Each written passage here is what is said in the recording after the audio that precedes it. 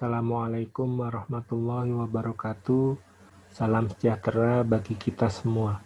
Saudara, pada pertemuan ini kita akan melanjutkan pembahasan kuliah fisika 2 dengan topik gaya Lorentz dan efek Hall. Pada pertemuan sebelumnya kita telah membahas bahwa partikel bermuatan yang bergerak dapat merasakan adanya gaya magnetik. Hal ini ditandai dengan gerak partikel bermuatan ketika melewati sebuah medan magnet akan mengalami pembelokan gerak. Sekarang kita mengetahui bahwa partikel bermuatan selain dapat merasakan medan listrik juga dapat merasakan medan magnet. Dari hal ini kita peroleh bahwa gaya pada sebuah partikel adalah sebagai berikut, dengan F adalah gaya yang dialami oleh partikel, Q adalah partikel bermuatan, E adalah medan listrik yang dirasakan, V adalah kecepatan partikel, dan B adalah medan magnet yang dirasakan. Nah, magnet tidak hanya melakukan gaya pada magnet lain, tetapi juga dapat melakukan gaya pada arus listrik. Gambar berikut adalah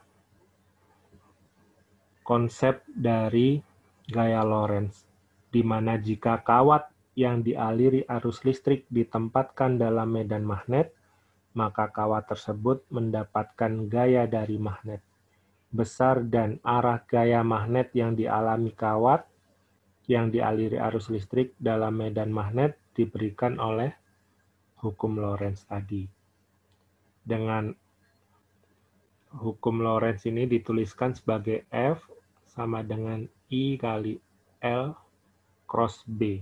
Dengan F adalah gaya yang dialami kawat berarus, I adalah besar arus listrik, B adalah medan magnet, dan L adalah panjang kawat yang dikenai medan magnet.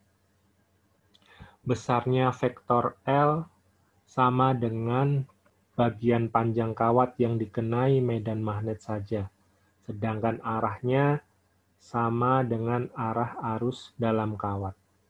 Karena perkalian silang dua buah vektor menghasilkan vektor baru yang tegak lurus dua vektor tersebut, maka arah dari gaya Lorentz tegak lurus vektor L dan vektor B.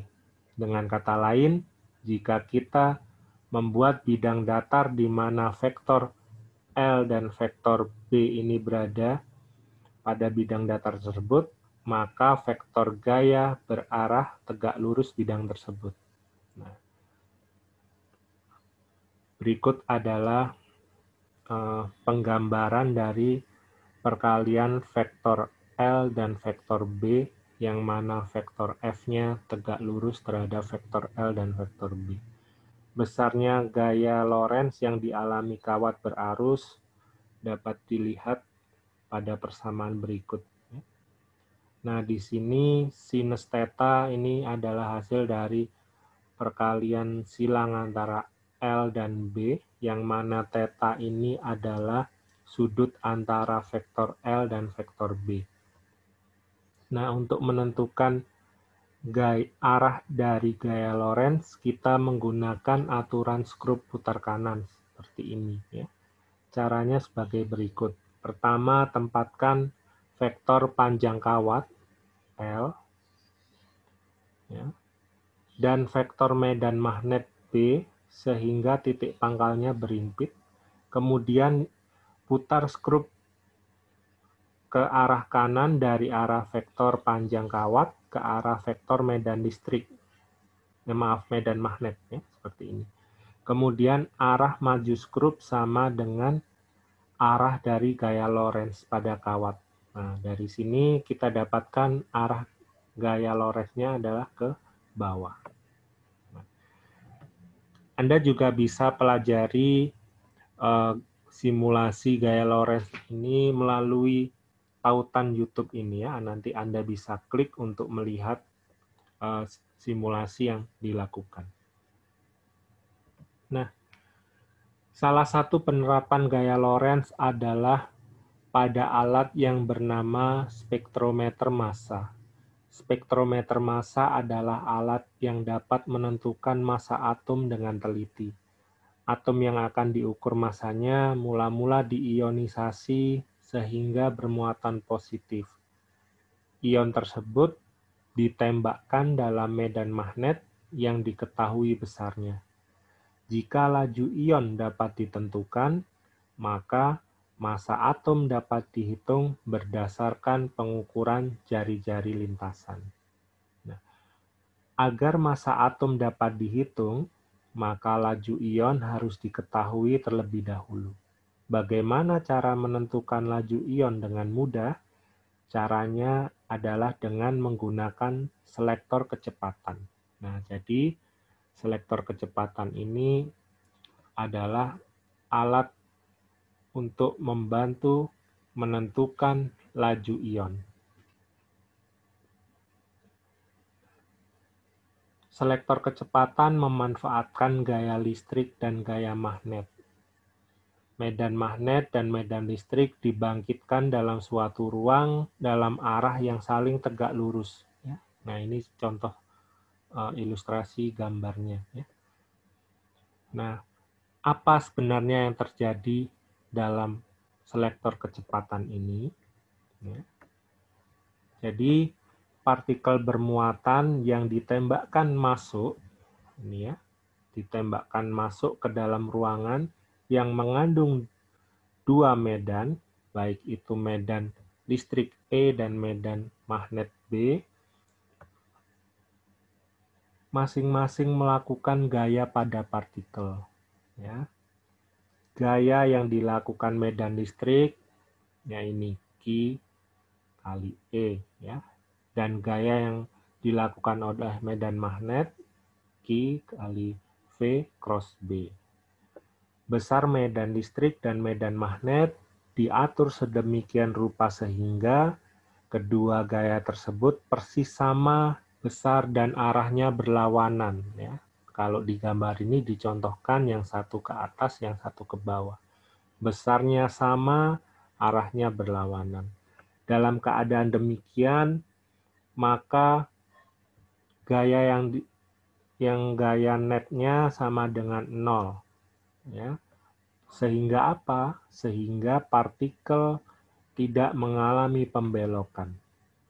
Jadi, agar lintasan partikel lurus, maka harus terpenuhi persamaan Q kali E sama dengan Q kali V kali B. Atau dapat kita katakan juga bahwa V sama dengan E per B. Nah, ini adalah salah satu konsep penerapan hukum Lorentz pada alat yang ada di sekitar kita. Nah, alat lain yang menerapkan gaya Lorentz adalah siklotron. Siklotron ini adalah alat yang mempercepat partikel bermuatan dalam lintasan lingkaran. Nah, kalau Anda lihat gambar sebelah kiri ini, lintasan dari partikel bermuatannya adalah lintasan lingkaran. Siklotron yang pertama kali dibuat adalah siklotron elektron. Siklotron mempercepat muatan menggunakan medan listrik bolak-balik. Medan magnet juga dipasang untuk membelokkan arah gerak muatan sehingga dapat dipercepat kembali oleh medan listrik dalam arah sebaliknya. Nah, ini adalah beberapa persamaan yang digunakan untuk gerak siklotron. Nah, kemudian fenomena gaya Lorentz juga diaplikasikan untuk menyelidiki material. Salah satu aplikasinya adalah menyelidiki sifat pembawa muatan listrik dalam material berdasarkan suatu fenomena yang disebut efek Hall. Efek Hall adalah peristiwa terbentuknya beda potensial antara dua sisi material yang dialiri arus listrik ketika material tersebut ditempatkan dalam medan magnet yang arahnya tegak lurus arah aliran muatan. Ya, seperti gambar yang Anda lihat di slide ini. Akibat adanya medan magnet, maka muatan positif dan negatif mengalami pembelokan dalam arah berlawanan. Sehingga pada satu sisi permukaan benda terjadi penumpukan muatan positif, dan pada sisi yang berlawanan terjadi penumpukan muatan negatif. Dua sisi benda seolah-olah bersifat sebagai dua plat sejajar yang diberi muatan listrik, sehingga timbul beda potensial antara dua sisi tersebut. Beda potensial tersebut disebut sebagai tegangan Hall. Ini adalah gambar ilustrasi pembelokan muatan listrik yang menghasilkan tegangan Hall. Nah, dari nilai tegangan Hall, maka dapat ditentukan konsentrasi pembawa muatan dalam material. Efek Hall merupakan metode yang sangat sederhana untuk menentukan kerapatan pembawa muatan atau muatan persatuan volume dalam bahan semikonduktor. Saudara, demikian untuk kuliah kita pada pertemuan kali ini. Apabila ada hal yang ingin Anda tanyakan atau Anda diskusikan, silakan Anda sampaikan pada forum Kulino di kelas Anda masing-masing. Terima kasih. Assalamualaikum warahmatullahi wabarakatuh.